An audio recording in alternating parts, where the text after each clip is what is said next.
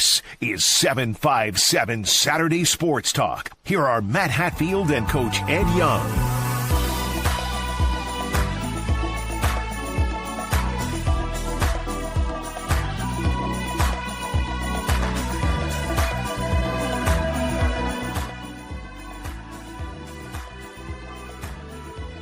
Something like that, I think they're more likely to take the shot here. 7 seconds to go. 2nd and 10 from the 27-yard line. Titans and Warriors deadlocked at 21. Here's Adams. Gets the low snap. He's got a man over the middle in Hessen. He's going to step up, and time's running out. 2 seconds. He heaves it in the end zone. It's caught for a touchdown! The Titans win it. Magerald Clark with a touchdown. Lake Taylor walks it off in Norfolk, Virginia. 27-21. Magerald Clark, the hero for Lake Taylor as they win a classic. And that's what we were talking about, that little bit of scramble. Guys lose the receivers in coverage. Holy mackerel. Adams did a great job of keeping the play alive in the pocket. A little bit of scramble. Throws it up for the big catch. What a finish that was as we welcome you to 757 Sports Talk on Cova Sports TV with the coach Ed Young. I'm Matthew Hatfield. Yes. All I heard was holy mackerel. Holy mackerel. Yeah, I was going to call with Rod on that for the call. Rod Johnson, my partner on the NFHS network. What a ball game, Ed. 27-yard touchdown pass to end the game. Kevin Adams to Magerald Clark. We'll spend more coming up in segments 2 and 3 of the program on the high school football state semifinals, as there were 7 games decided by 6 points or less. Exciting, riveting action all across the board as we have now the last 12 teams getting ready to play for state championships. But speaking of playoffs, are you kidding me? Where's Jim Moore at when we need him? NFL playoffs are not that far off in the distance. And coming up soon is the college football playoffs. The bracket was revealed on Sunday. And I just want to know, before we dive in on this whole thing here, have all the sharp objects been removed from your home?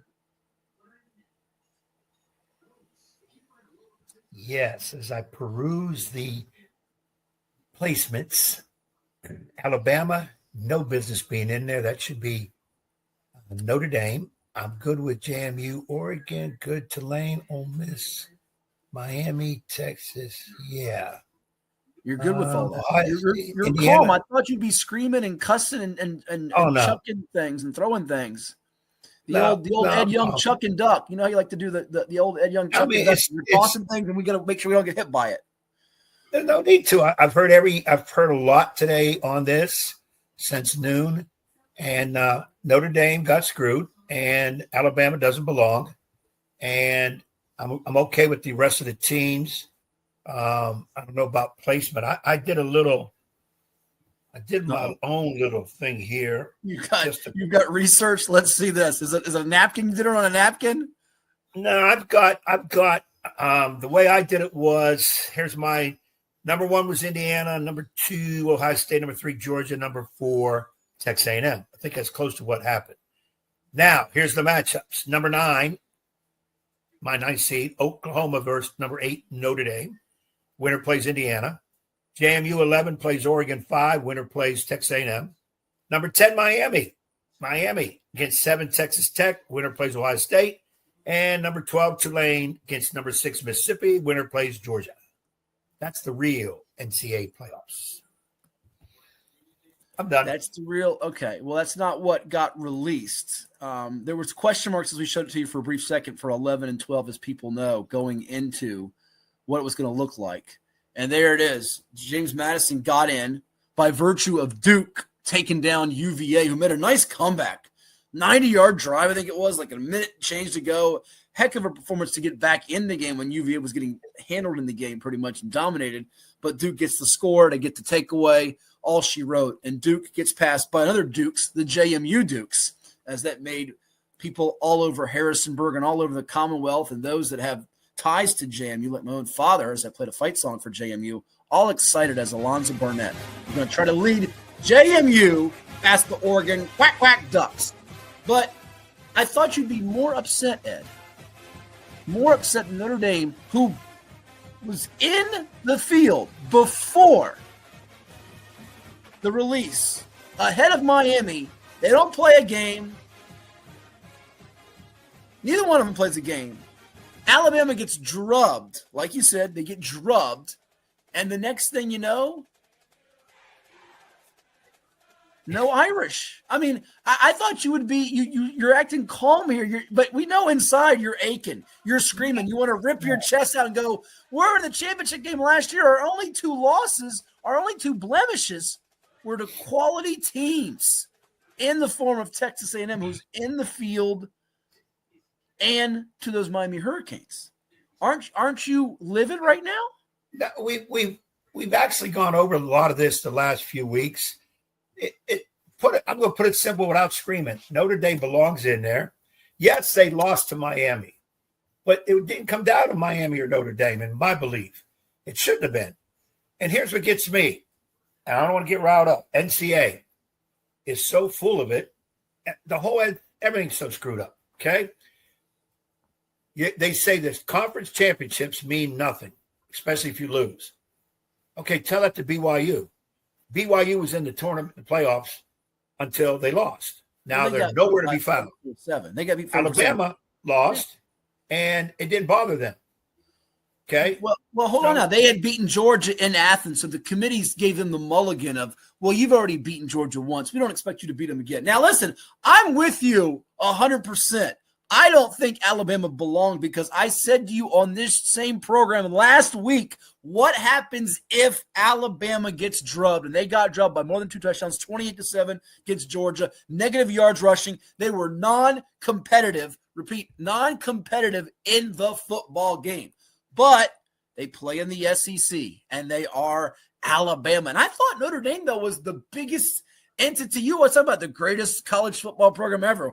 We got the most championships, most Heisman. I thought Notre Dame would never. Minus 1,800 were the odds makers on Sunday, an hour before the selection show. It was closer.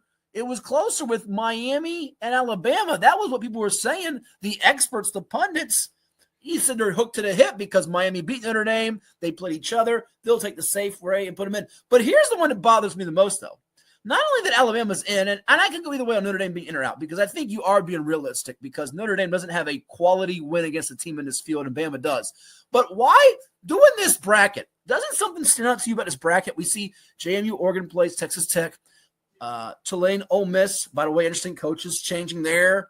Ooh la la, winner gets Georgia. Miami plays A&M, winner gets the defending champion Buckeyes, who lost the Big Ten title game to Indiana and Kurt Signetti. And wouldn't it be so awesome if JMU got to see Indiana and Signetti plays the whole team? It's not going to happen. But what about that Bama-Oklahoma matchup? Why are we matching 2 teams from the same conference in the first round? How asinine, idiotic, stupid is that? That was another thing I saw that I thought was a little out of character. It's almost like you're guaranteeing the SEC. Well, you are in that one, and SEC is going to move on.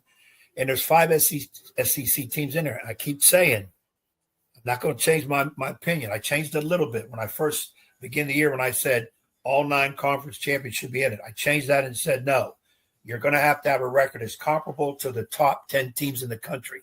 So that eliminate everybody but JMU and Tulane who won their conferences. So they belong in there. Now, I can name you 15 teams better than both of them, but I'm not going to say those 15 should be in because JMU and Tulane won conferences. They belong. They have to have a right to try to get a national title. Can't just say, okay, you won your little dinky conference, go play in the Pop-Tart Bowl, and here's a lifetime supply of Pop-Tarts. No, that's a joke. The other thing is, now, is it said anywhere that if the 4 major conference winners, which is Texas Tech, Indiana, Texas Tech, Georgia, and Indiana won their conferences, so they all got a bye. Mm-hmm. But the Big Ten has 2. Texas A&M is better than Texas Tech, so why didn't Texas Tech A&M get the bye? See, there's no rhyme or reason in this. That's the problem. Well, I remember last year the team with the byes, which included Boise State, all of those teams took L's. But real quickly, because we know those that watch our show from our radio days to now podcast and streaming and on television with our friends at Cox and YurView, we know how much you love your Fighting Irish Notre Dame. And what about this statement Did it all pain you hear this statement that Notre Dame issued on Sunday that they've decided to withdraw their name from consideration for a bowl game? They appreciate all the support from families and fans, and they're hoping to bring that 12th national title to South Bend in 2026. Did that all bother you? Just a tiny bit, a little bit? Notre Dame, stupid. So you take your ball, go home and cry because you didn't get in the playoffs. Oh. All right. You didn't make it. All right. It would have been a great matchup. Texas and Notre Dame were going to be paired, I think, in one of the bowls. That's what it should have been. But Notre Dame cries and walks away. Notre Dame, it is partially your fault. Get your ass at a doggone conference like everybody else is. Okay. You can still make your money. You can still have your TV network, but get in a conference so we can shut up half the idiots that are holding it against you that you're not in a conference. No. Tell me nobody's holding it against them. Yes, they are. So you're taking the position that Feinbaum and some of these other talking heads are having. I'm shocked. Yeah. I'm shocked you take that position. I really am. Now, real quickly before we go to break here, we're going to break down a lot with the state football playoffs coming up here on the program here on 757 Sports Talk on Cova Sports TV. Like, share, and subscribe. I do want to know from you, though, the thing that you touched on a little bit, and this will send you over the deep end, there really is no set in stone criteria for how they're picking this field. This committee is just, it's all screwy. I think I would have put Notre Dame in slightly over Bama, but I'm not as upset as I would have been if Miami was left out. Now, the ACC's champion is Duke with the 5 losses. They're not in. Miami's in. Manny Diaz, who, by the way, has ties to Once Upon a Time, Miami. Once upon a time, Manny Diaz, he's a guy that was a coach there with the Hurricanes, all right, defensive coordinator, all right, was at the helm, all right, for 3 years. They get in. They don't play the conference championship game. Duke does. Diaz was critical of the JMU Dukes. They played Troy with a backup quarterback. Does Duke have any fight here? Vanderbilt, Texas, do you have any sadness in your heart for them? Or is it, no, I don't. My Irish are left out. The committee's stupid. Let's move on. I'm over this. No, Duke have 5 losses. Enough said. Okay. And by the way, for people who don't understand, Miami is representing the ACC. Whether or not the champion. Well, neither is Duke. Duke's a paper champion. So let me ask you this. Do you think that committee sat in that room and said, we don't have an ACC team in here. This is going to look bad. We've got to take Miami, though they weren't in the conference championship. Think that had any input whatsoever? Any small inkling? No, I don't think. I think as the discussion went on, and I'm not even trying to be in the minds of some of them idiots in there, I think they were thinking, well, because the ACC, when you really start thinking about it, the ACC is really the redheaded stepchild of the power conference by far. It is. More than the Big 12, more than the others. You're right. Yes. And I think what happened here was when the Miami debate kind of got around, when Miami, Notre Dame, somebody might have said, wait a minute, let's put Miami in because we're all arguing maybe they should be. We'll say they're the ACC rep, so to speak, because we don't want to put Duke in. That would cause one of us to get shot at when we walk out of here. Can't put UVA in because they lost in the title game. So, yeah. Somebody else, after 3 drinks, said, you know what? That's a good idea. Leave Miami in there, too. That's their ACC. We got that covered. 3 drinks or 2 drinks? Well, there's definitely some beverages of choice in that room. Come on now. Come on. No question about that. All right. Well, good food probably, too. There was some good food, yeah. Well, we know you're upset about that, but we know you are elated, ecstatic, happy, tickled pink, to steal one of your favorite sayings, because one of your pals is going on to the state football championship, and that is none other than Herman B. Sawyer, known as Hank Sawyer of the Lake Taylor Titans. You'll hear from him coming up, as well as the hero from that game-winning touchdown, Magerald Clark, and we'll also go through the other teams in the state semis that moved on to the championship games, including others from the 757, like their Norfolk brothers, the Maury Commodores, trying to get a three-peat, and the Oscar Smith Tigers from Chesapeake. It's all on the way here on 757 Sports Talk, and you're watching with us. Where, Ed? Cova Sports TV. Like, share, subscribe. Back in a bit. Here's the handoff to Johnson. He's going to be stuffed. He's going to spin away, though, and ends up turning a negative into a big run, and he could be off to the distance. 35-30. the 20, the 10. Keon Johnson is gone. 61 yards to the house as Johnson turned a nothing into a something and a big something, a touchdown to give Lake Taylor their first lead of the afternoon. Absolute disaster for Magna Vista on that play because they had come out of the locker room. They had got 2 quick stops in the run game. They gave up a little first down 10-yard out, but Lake Taylor went to a double set there instead of their veer. Spread the field a little bit more. Once Johnson broke that first tackle, he spun out. There was a lot more space behind him. Sprinted out. Really big start for them. All right, we're with the 0 to hero. Magerald Clark. Lake Taylor wins it on a 27-yard game-winning touchdown pass from Kevin Adams to this guy. Final play of the game. When you woke up today, did you ever dream in your wildest imagination that you would do this final play and you're going to a state championship? How's it feel? Feels good. We came through adversity, 3-7 last year. Came back, now we here, state champions. We're about to be. I want to get to that, how you went from 3-7 to that this year, but take me through that final play call, what the coaches were telling you guys, that final play. Well, looks like we might be going to overtime, but you said we're not going to overtime. I'm going to win it right now. Honestly, I was supposed to do a curl, okay, but I seen the corner, he bit on it, so I turned around. Me and Kevin already got that connection. So as soon as I turned around, he looked at me, and fair enough, that's what happened. It was about 7 seconds, I think. So when the time's ticking down and you know, all right, we can't get a quick out pattern or something to get out of bounds with one more play, are you now thinking, all right, this is the last play of the game, I got to make this or we're going to OT? Is that what your mindset's? What, or you're just thinking, I got to score this? I'm thinking, I got to score this. Okay. You know? 0 to hero, that's what it is. You know what I'm saying? I got you. You've had a heck of a year. You had an interception in this game earlier. I think it's like your 19th the last 2 years. I think you got 8 this year, 11 last season. How did this team fight through it? Because you played a pretty explosive team today, and you kept them in check. How did you guys pull it off? We all just came together. Most of our defense, we played both sides of the ball, so we got on practice all conditioning, a lot of conditioning, and it turns out, put it on this field, come back on this field, and we do what it do. All right, be honest. I know before the game there was a little bit of woofing. They were getting to a certain point of the field. Did that kind of rev you guys up even more and anger you a little bit? What was going through their heads a little bit? We don't like people disrespecting us. They come on our turf. They try to do all this talking. Petersburg did that. We showed them. Matta Vista just did that. And we just do what we do best, honestly. Hey, 2 Norfolk schools are going for state championships. You guys, Maury. Tell me about how this team has gotten better from last year to now, because you were 3-7. Nobody was talking about Lake Taylor in December, but in years past they did, and now they're doing it this year. How have you guys turned this thing around under Coach Sawyer? The chemistry, Hank Sawyer. Well, my head, Hank Sawyer. He told me. Honestly, Coach Sean told me freshman year. He said that this is gonna be my team senior year, and had to show up junior year. Came back for ACL. Came back. Got first team All-State DB. So senior year, I said it's gonna be an awakening call. Senior year, and now we here. And it is senior year, last 2 for let you run here. We just had signing day, but I know you're going to get some more looks. What's it looking like for you for the next level? I imagine you want to play college football, don't you? Anybody in the picture right now? Any interest? Yes, I got 16 offers right now. So right now, I ain't signed it yet, but I'm waiting on bigger offers. I got big offers, but I'm waiting on bigger offers. And after this, I believe it's going to happen. All right, good deal. And lastly, how do you guys finish this off? You're going to be taking on not the 2-time defending champ. Surprise in the other game, Kettle Run knocked off Liberty Christian. I know you guys don't care who you're playing. You want to get a ring. How do you go get it done? Honestly, from 7-on-7 days, we fought with each other. So now that we're in the state championship, we about to really put the pedal on it.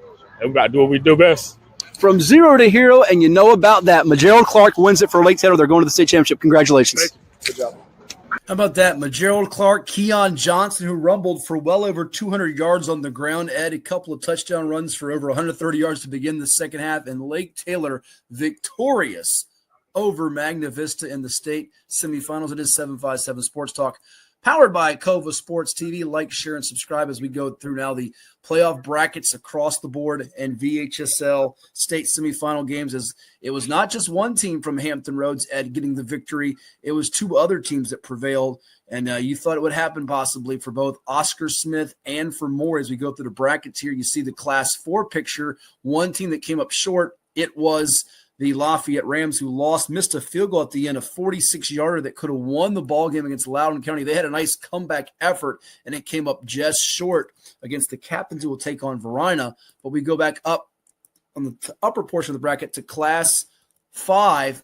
Maury, a winner over Stonebridge, 48-27. Indian River's magical season with the freshman quarterback Lord Malik Carew comes to an end as Highland Springs beats them 35-8. So it'll be Maury and Highland Springs squaring off yet again in the postseason. They've lost all 3 championship meetings, have the Commodores to the Springers. They won the last 2 regular season games. We'll talk about that more in a bit. But what a job by Doree McCain's team. We referenced it, that missing the linebacker, Isaiah Ike Simmons, would be a big deal, right? Not having him, the Pittsburgh signee, the 3-time All-State performer, Stonebridge got 27 points. You would have thought that's enough to win the game. They couldn't stop Tayshawn Branch, who ran wild on that defense of Stonebridge, which had given up just 52 points all year.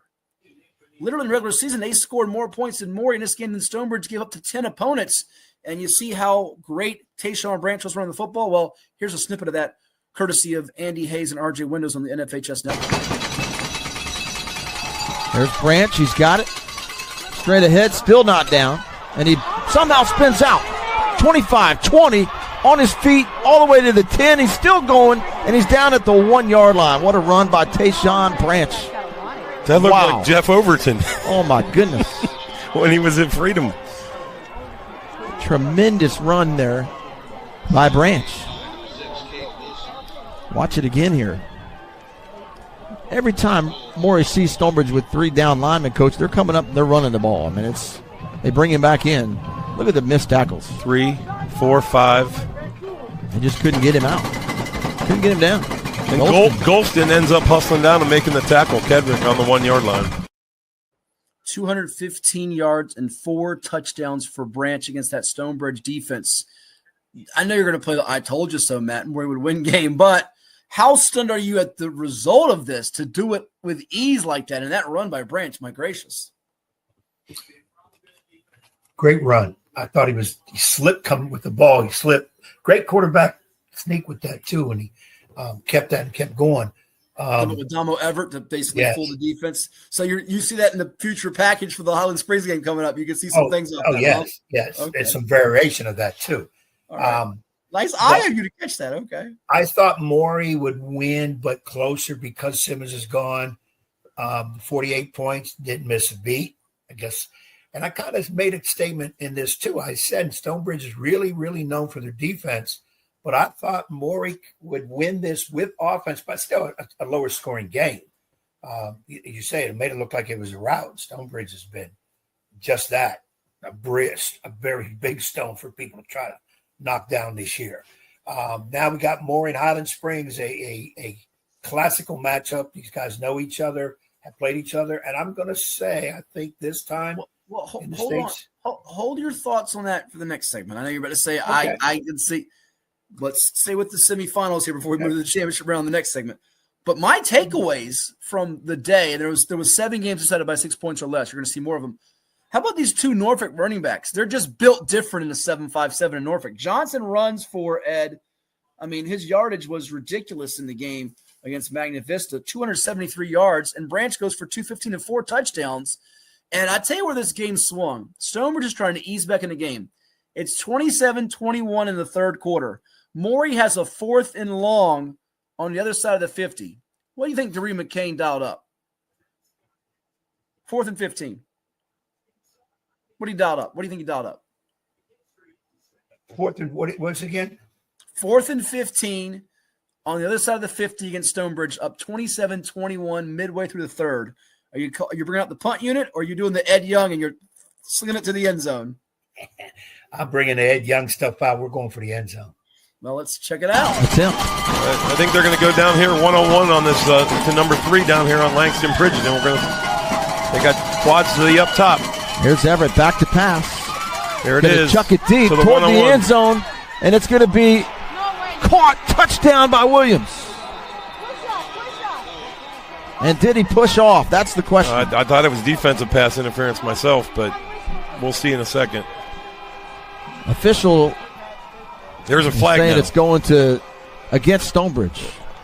Let's watch the play. Watch the replay. We get it. I told you they were going to go one-on-one to the backside here. They had one-on-one. Not much really for either side. The hands on, no. But, I mean, there was nothing offensively that was pushing off. Yeah. When Branch runs wild and it's 4th and 15, who do you call on? The guy with the best first name in the state, Matt Williams, to go make a play from Damo Everett. Heck of a throw, heck of a catch. The interference, if it was simple. Kind of pushed him into the catching the ball. So gutsy call, fourth down. I like that. How about what happened in Class 6? Oscar Smith bolts out to a big lead against the Madison Warhawks. Remember last year's game went down to the very end. 2-point conversion that was no good for Madison. A 21-20 Oscar Smith victory. This time it was 27-7 Oscar Smith at the half. And Ed, 34-28. The Warhawks had 4 cracks at the 12-yard line. Oscar Smith's Jaden Koval, the UVA commit, who we had on the show in the summertime, made a pass breakup to seal the deal for the Tigers. We've got a couple of interceptions from Brandon Church, unsung hero in this one. But to me, the story of the game, Lonnie Andrews III, the UVA commit and junior quarterback, throws for 327 yards. And when people are focusing on Travis Johnson, the 4-star Michigan commit, it allows some other playmakers in this Tigers offense to feast, just like Quali Price did on this play.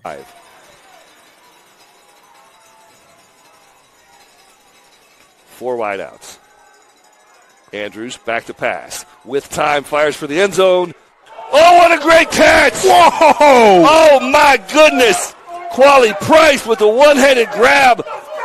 35-yard touchdown for the Tigers.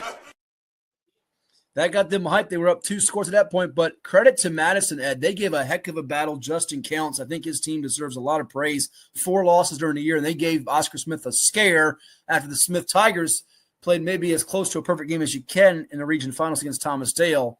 They survived and advanced to the title game against North Stafford, who ousted West Springfield 19-7. Yeah, Oscar Smith, the machine is well oiled, keeps on going. Beautiful throw by Andrews. What a heck of a catch, too. And it was not Travis Johnson. He snatched that one hand like radar with that. Just a beautiful play. And I feel good for Oscar Smith. North Stafford, I don't know as much about them. Obviously, you know a little bit more, but they really are really hot in the playoff. And I think they'll give Smith a battle. Lake Taylor, you saw the play there with the touchdown that they had from Keon Johnson, as well as the game winner from Magerald Clark, catching it from Kevin Adams. They'll take on Kettle Run, Ed. How stunned are you? This, to me, was the biggest surprising result. Liberty Christian's up 28-9 against Kettle Run with a sophomore quarterback and Dyson Tapscott. He's mighty good, of course, but Kettle Run comes from behind to beat LCA 29-28. Touchdown late, and then a turnover on downs for the 2-time defending state champs. Frank Ronco's Bulldogs take a bow. You were a 6th seed and got back to the state semis, but it's Kettle Run with an interim coach in Delmar Christian moving on to the championship game. They lost last year's title game to LCA. They're back in the finals to take on Lake Taylor. Yeah, nice come from behind. I just, no scenario that I had Kettle Run beating Liberty Christian, so I'm a little surprised, but I'm very excited for him. Thanks, Sawyer and the Lake Taylor guys. That's my most improved team of the year. And I wonder now, can they go from that 3-7 all the way to winning the state title the following year? That'd be a heck of a story. We're going to find out, and we'll hear from Coach Sawyer in the next segment of our program here on 757 Sports Talk on Cova Sports TV. Real quickly, what happened in the Class 2 and Class 1 state semis. It was Strasburg eliminating Pocosin 31-10. Rough day for the Bull Islanders. Turnovers. You do that against Strasburg with Quincy Williams running the ball and what they do. Physical football team. You talked about it, line of scrimmage play and the running ability. Well, you get from behind. It's hard for Pocosin to play catch-up. They're not an air-it-out team. Glenver is. They go to Union and Big Stone Gap with all that was swirling around that team. Their coach missing. Authorities wanting him for some off-the-field activities that are not so pleasant that we won't go back over. Glenver behind the VHSL all-time touchdown pass record holder and Brody Doyot. They win it, and the defense gets a 2-point conversion stop on the final play to preserve the win. The last unbeaten standing, it's Glenver. Glenver and Union was a heck of a battle, and now we've got a couple of 1 seeds left in the championship game. Yeah, Strasburg, a repeat over Pocosin. They've beaten them before in the playoffs. I thought Pocosin would get them this year. I really thought they would prevail in this one. And, of course, we all heard of what's going on in the last couple of weeks with Union, the resilience of that team, stand-in coach from the staff, keeping them going undefeated. And now they get to the semi to lose their first game and by 1 point with a chance to win it right at the second. And Glenvar came up with a great stop. And, of course, the great quarterback is what everybody knows Glenvar for, but that defense was really tough in that one there. Class 1, the most entertaining game of the day was Rappahannock beating Buffalo Gap 38-32. They'll now see Rye Cove, who last year lost to Grayson County 40-34. It was not nearly as entertaining, Ed. This time around, it was a defensive struggle, 7-6. So Rye Cove, just like Varina in Class 4, who will take on Loudoun County, and just like Strasburg in Class 2, and just like Kettle Run in Class 3, teams that got to the state semis or finals a year ago trying to take that next step and hoist the hardware, they get a chance against Rappahannock. Yeah, it's kind of crazy when you look at these two scores. One real high scoring back and forth, which I think we both had Rappahannock winning, and then Rye Cove, Grayson County, a pitcher's duel, 7-6. 1 pointer. I had Grayson County in that one, so obviously I messed up in there. It'll be an interesting championship in Class 1. A pitcher's duel, as I like to say, one that has bad bullpens, like your Yankees when they give up home runs left and right to the Blue Jays. Oops, I'm sorry to bring that back up again. They've been known to do that. Yankees been known to do that a little bit. They'll get their average 90-some wins a year, though. We'll make you feel good, though, because as we head to break, though, we're going to give you a chance to hear from one of your former players from back in the day at Norview High School. He's now the football coach and girls basketball coach at Granby High School. We're talking about Jonathan Wilson. You're going to hear that. What do you think will be the strength of your team as you go through December and January and get closer to playoff time? It does feel like you have some talent on this team and can play up and down and also in the half court as well. Our guard play is not bad.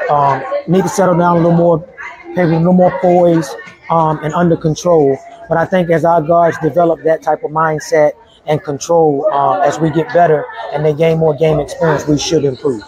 Eastern District's always a quality league. You know about certainly the battles over the years with Sawyer at Lake Taylor. I hear Maury's going to be a team that's going to be improved. Give me your thought on the district in general and also in Class 5 where we know Princess Anne is still the queen until they're dethroned. Absolutely. Top across the board, it's going to be a tough game. Game in and game out in the Eastern District for girls. As you stated, those teams are very competitive, and we just got to go out and play. One possession at a time, one game at a time, and hopefully we can compete and play to our best potential. You got a player or two that we should keep an eye out for that might be an all-region candidate by season's end or someone that has a chance to play the next level when they continue to develop? All of them are getting better. Okay. Got some good underclassmen, Micaiah Johnson, Tanaya Ricks is pretty solid. Corinne Harrell is pretty solid. Talia Canyon is pretty solid. So those girls are all underclassmen. But as they get better and learn how to play with more pace and poise, I think they can be kids to watch. Come on for let you run. Appreciate the time. Certainly you've been a busy man here this year coaching the football team, and it's now been announced that you're going to be the football coach for next season. How excited are you for that challenge, but also how tiring is it coaching a couple of sports here with the overlap? As I deal with it covering football and basketball, it can be a lot of sleepless nights, if you will. It's a challenge. I'm excited and I'm up for it. I've done it before. But the good part now, I have a little more wisdom. So I'm putting together a staff of coaches that are actually smarter than me so that we can do things efficiently and effectively. And I'm empowering those guys to do their job. So we're looking forward to the change with the coaching staff and giving these guys an opportunity to show what they're capable of and coach up their positions. And hopefully we can be competitive as we get going in football as well. You have a neat journey and career, the odyssey from your days playing for my man Ed Young at Norview High School, a teammate of Ivan Thomas, who's now the head basketball coach at Hampton University, and you took Norview boys to a state championship game. You've taken the Norview girls to the state playoffs. You hope to take the Granby girls deep into the playoffs and perhaps the states sooner than later, and also the Granby football team. Though it wasn't a great record, you got them to the playoffs after a winless start. What is it about the rebuilding processes that you relish, and also what you've learned from mentors and friends like Coach Young and Coach Thomas, people like that are in your inner circle, if you will? The biggest thing I learned from my mentor and coaches was to build relationships. So coming in as an intern, I let those coaches coach. I allowed those players to play within the system that they were already in. And I kind of just built relationship with those guys. And now I'm expanding on those relationships. And they understand that I have a passion for both basketball and football, but I'm concerned about them as well. So now that they understand that, they're putting in the work in the off season and they're getting 1% better in the little things that they can manage. And that's what I've learned. So now just building those guys up so that when we get back on the football field, we can be highly competitive and compete against the teams that we're supposed to compete against and beat those that we should beat. You're doing a great job with the youth, the ladies of Granby High School on the hardwood, as well as the fellas on the gridiron for Granby. Jonathan Wilson, thank you so much. All the best. Yes, sir. I'm here with the victorious and elated head football coach of the Lake Taylor Titans, Hank Sawyer. His team wins it 27-21 over Magna Vista. Coach, you're going back to the state championship for the 7th time. How's it feel? And you got to make people like me that picked against you eat crow now. So how's it feel? Well, it feels wonderful for a lot of reasons. We're older. We came out of the pandemic. Last year we were 3-7, and people can't believe it because we didn't even make the playoffs. Even when we played Petersburg last week, they didn't have a great record last year, but they went to the playoffs. And so we didn't have any playoff experience with these kids. When they were in the 9th grade, when we lost the Phoebus over there in the regional finals, those guys were just kind of on the bench. Mm-hmm. So I just feel great. I feel great for the kids. Yeah, and that last play, Kevin Adams to Magerald Clark, 27 yards. Take me through it. He told me it was going to be a curl pattern, but as the play's ticking down, you had heartbreaking years past, but now you've been having the ecstasy. You're 7-0 in the state semis. This has got to be taking the cake right now, though. It does. Kevin is a bulldog. He's so cool. He understands the game. Magerald Magerald wanted to make a play because some plays where he didn't make, he wanted to make some plays. He didn't want his year to end like that. And Magna Vista got a bull.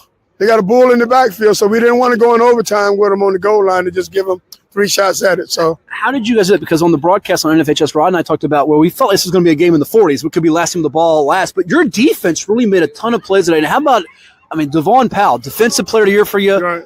All the sacks. He was a factor, as was Keon Johnson, who runs for 200-plus yards today. You had guys go both ways, and they persevered through this battle. Well, I'm telling those guys, if you're all region, like you just got voted in all Eastern District and Players of the Year, you got to make plays for us. Yeah. And you saw all those guys walking around with them Lake Charles State Championship games on. The eye of the eagle was looking at those guys, and they knew that. For all those guys, and you see some guys that are now on your coaching staff, former players, it was a tradition at Lake Taylor. Oh, yes. You lost a little bit with some of the down years, but you guys have that pride. To see it today, all these smiles and happy faces. What's it mean to you? Mike Woodson here, he when we won our first one, he was there. He has my back, and those guys, and they just looking. Some of them don't say a lot, or they may come out to practice and give a pep talk, but they're happy because once you coach or play at Lake Taylor's you forever. Mm-hmm. One of the things we didn't really touch a ton about, but I know we did in the offseason, was your offensive line. This is the first time you brought back all 5 starters from a year ago. How much did they help in this matchup up front today? They're some tough guys. You see them in there. Not only can they block, they can run. Yeah. They can run to the next level. And we challenge them at practice. If you last as a lineman, we get on them and all. But they are some phenomenal guys. They don't get a lot of credit, but they should. But you know what we do? We feed them a lot because we understand they like to eat, and they're making some play. Yeah. Keon Johnson Keon Johnson had over 2,000 yards now. Yeah. 2,087. Like 39 touchdowns. It's incredible. Right. Furby has 14. The quarterback has 1,000. You had some great backs. We think of certainly Malik Newton and Daz Palmer's on your coaching staff. All these backs have over the years. What makes Johnson so special from your perspective? It's just he got an extra heartbeat. He doesn't want to go down. You saw him. He refused for us to lose the game. You saw him out. He was running like, come on, if y'all going to beat me, catch me right now on this play. Come catch me. He made some plays. Yeah. Last 2 for you. I know you don't get caught up in it, but you have to take some personal satisfaction. And I even mentioned it one time that people were saying it's time for Coach Sawyer to give it up. You're now back in the state championship. I know it's not a told you so thing, but with all you've gone through, the COVID year, losing friends and loved ones like Coach Ford, people like that, what's this mean to you personally? Everything. It just means, no one wants to, when you want to retire, when you're ready to retire, no one wants to be pushed away, on the front porch. You want to go when you're ready to go. And people said I ain't have it. In my mind, I still have it. I feel like I've lost more football than the average person knows, but people didn't want to believe that. And a lot of people wanted me to go home because they wanted to see younger people just take the job, And those old folks, we can hang around for a little while. Lastly, I believe your wife back here, who's the girls' basketball coach, has 4 rings. She has 4. You have a chance to match her next week. You'll take on not Liberty Christian, the 2-time defending champ, Kettle Run. What do you know about them, and what's it going to take to get that ring? Who am I taking on? Kettle Run, who beat Liberty Christian. Yeah, they beat. I don't know anything about Kettle Run. So at least you're honest. I don't even know where they're located. And they lost last year to Liberty Christian. They were down big at halftime, so you're taking on a new opponent. So that's got to be neat. You're going back to Liberty. I know you'll probably have some good time at the Wood Grill. We're going to the Wood Grill Friday. Somebody got to get the checks ready right now. So tell me, what's it going to take as you learn more about this team? What will it take to finish the deal? We're just going to have to come, bring our A games just like we did today, and never give up. Congratulations. The Titans are back in the state championship. Go enjoy it. Thank you, buddy. Appreciate you guys coming out. How about that? Hank Sawyer is back in the state title game for the 7th time. He's 3-3, and he's going to the Wood Grill, baby, to get some of that food. Have you ever been to the Wood Grill, Ed? Oh, it's a good time. I've been to Wood Grill, but if Hank's there, that must be a good place. And, you know, he can smack you upside your head for picking against him and trying to give him bad juju. So you're lucky. Maybe I can coax my pops into taking a stop at the infamous Wood Grill. Who needs to sponsor this show, by the way? All right, so which championship game is the best of the 6? I'm not going to hold you down to it with picks. I'll have to read those on VirginiaPreps.com this week, Ed. Your matchups again, Oscar Smith, North Stafford. You have Maury, Highland Springs, 5 o'clock at JMU. You have, in Class 4, Verina taking on Loudoun County. 12-2 versus 12-1.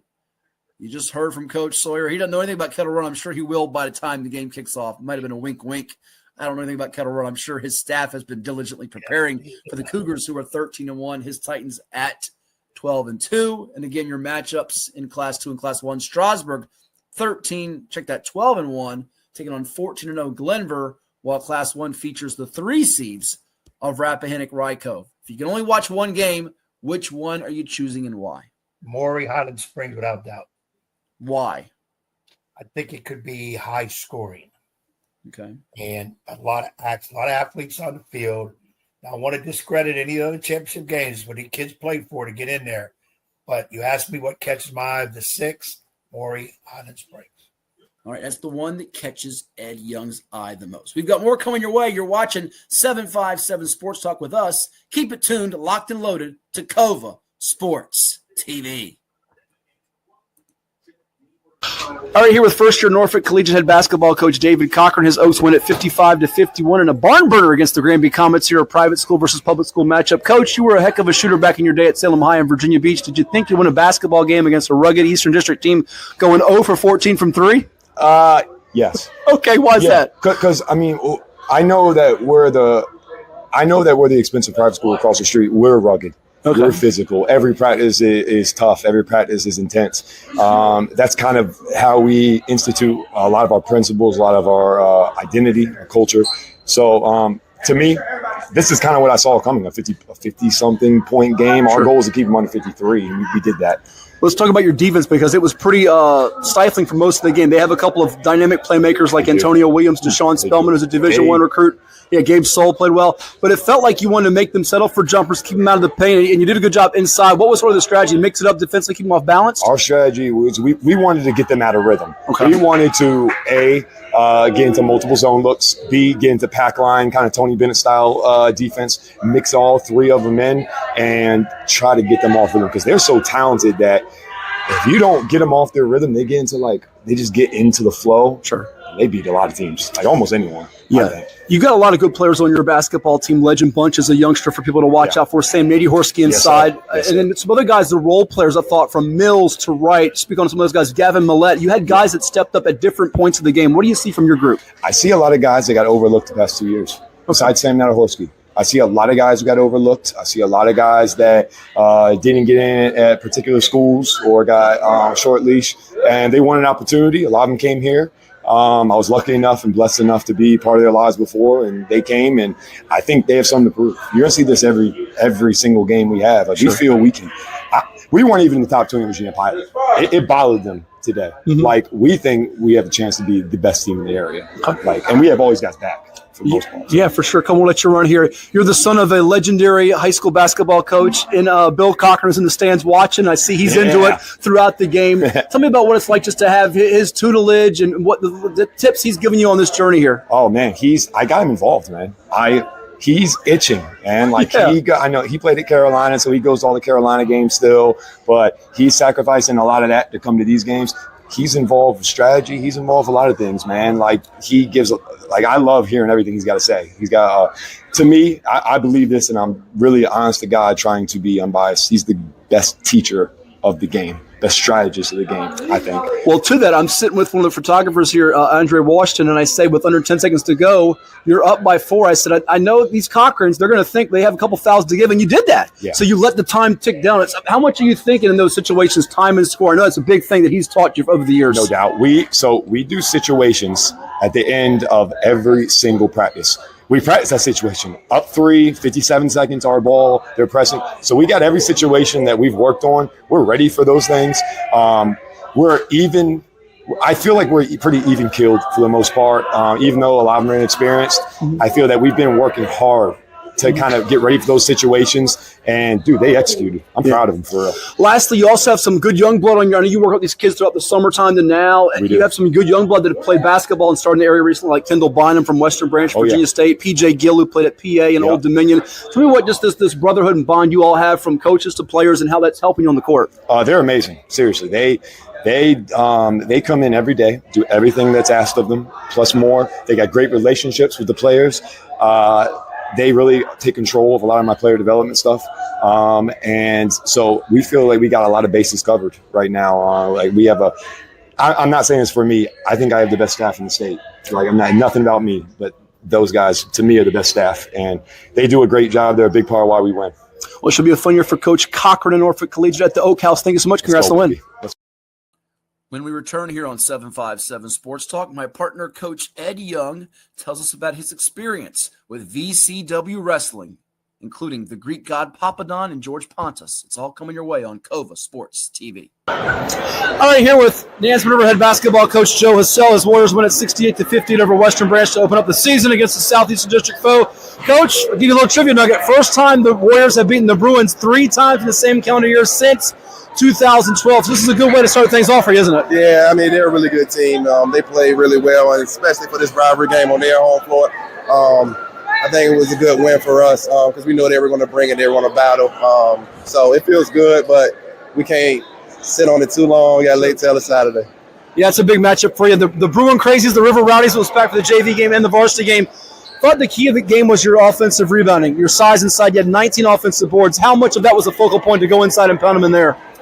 We just want to get our big Mikael Mitchell going and Jonathan Smith. So we try to do a lot just to get them going. And it was a lot of fouls one way or another. So we weren't able to get it in passing for the most part. The second half we did a little better, but that they decided to go get it on the rebounds there. So it turned well. There were a couple of technicals in this game. How much is that going to be the emphasis going forward? You know, you have some other district games that will wait to with the rival like Kings Fork and Oscar Smith to keep the heads. Is that a big talking point moving forward here? Yeah, we got to do a better job of keeping our head. No matter what the situation is, no matter how we feel, we got to do a better job of keeping our head. 17 points, I think it was, for Toronto Atwater. He and Quentin Cruz for you back in the backcourt. Speak of what they bring your team. A lot of leadership. They both can score the ball in many different ways. We just got to continue to get on the ball, and they got to make shots. But we lean on them a lot on the offensive end. 2 more for you. Now, last year's team, a win away from the state tournament. You lost a close, hard-fought battle at Norview High School to Woodside. It was 2-time defending champion at the time after beating Norview, the team that knocked you out the year before. How much was there a lot of confidence gained from that playoff run and the guys returning from that squad? I wouldn't even say there's a lot of confidence. I said we still angry. Okay. Woodside's a good team, nothing from them, but we felt like we were so close. I don't even know the last time Nansemond River has been to the States, and we felt like we were 4 points away, and we could have made some different plays. So all off-season, all preseason, we kind of preached. We want to get to that same spot, but this time we want to make those right plays. I think it was like 2007. You were in diapers back then probably. But lastly, Region 5B is rugged. Certainly you guys are going to be a factor, it feels like. Woodside, Norview, Kings Fork, Granby. What are the things you have to do moving forward here? It's just game 1, 21 plus to go here that you'll kind of harp on with the group. Well, we got to stop fouling. We got to do a better job on that. And gambling. We gambled a lot, so they was able to hit some shots at the end. So when we were going on runs and they hit a big shot and they got the momentum back. So we got to do a better job of being more disciplined, not gambling, and we got to do a better job of keeping teams off the free throw line. There you go. Victory 1 in the books for Joe Hassell and the Warriors. Thank you so much. We'll see you soon. Okay. And now back to Matthew Hatfield and that evil basketball coach. Blast you, Ed Young!